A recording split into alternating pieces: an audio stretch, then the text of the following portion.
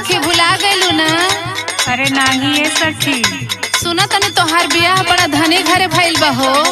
अरे नाही ये सखी, हम तो ठगा गईनी हो। अगुआ हमरे साथे बड़ा धोखा कई देहलन। अरे बाप रे, हम तो कुछ और सुनल रहली सखी, बतावा तनी। बतावा।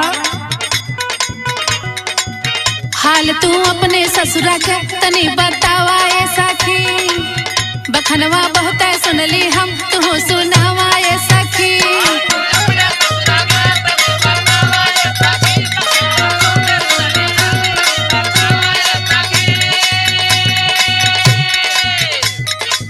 हाल तू अपने ससुरा के तनी बतावा ए सखी। बखनवा बहुत सुनली हम, तू सुनावा ए सखी। तोहर पियवा सुनीला बलिस्टर है। तोहर पियवा सुनीला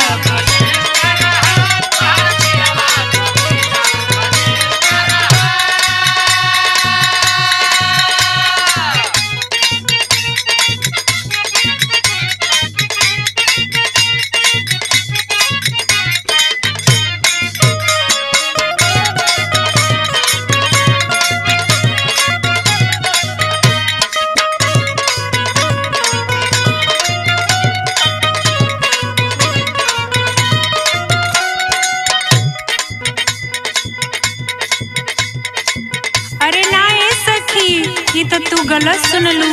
हम तो ठगा गईनी हो दादा। बतावा ना का भइल। इहे कही के उलहन दहेजवा सखी। पलंग टेबल और कुर्सियों में जवा सखी।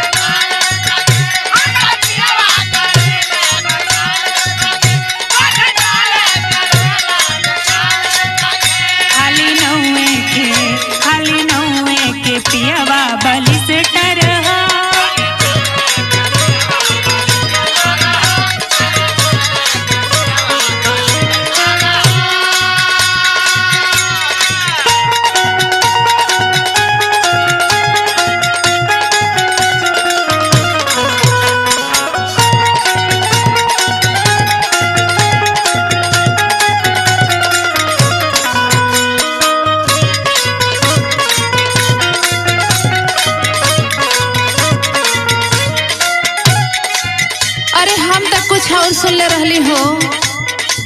का सुनले रहलू हो सखी? सुना का सुनले रहली, बतावा तानी। बतावा। तोहरे घरवा खड़ा बा थ्रेसर सखी।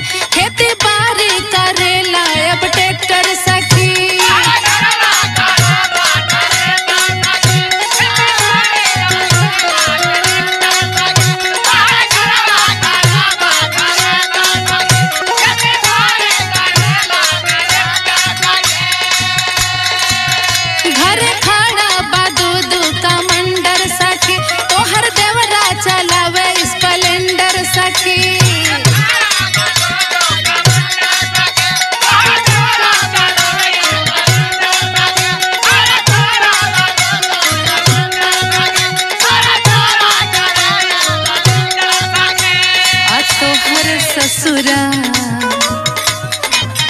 तोहर ससुरा फिल्म के डायरेक्टर है।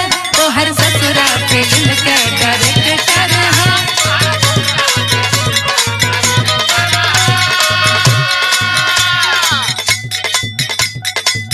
अरे ना ए सखी, कुल झूठ बात बा।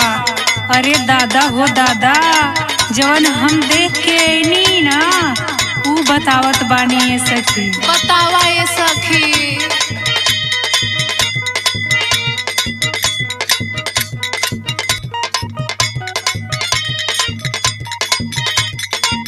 खेतिया बर सखी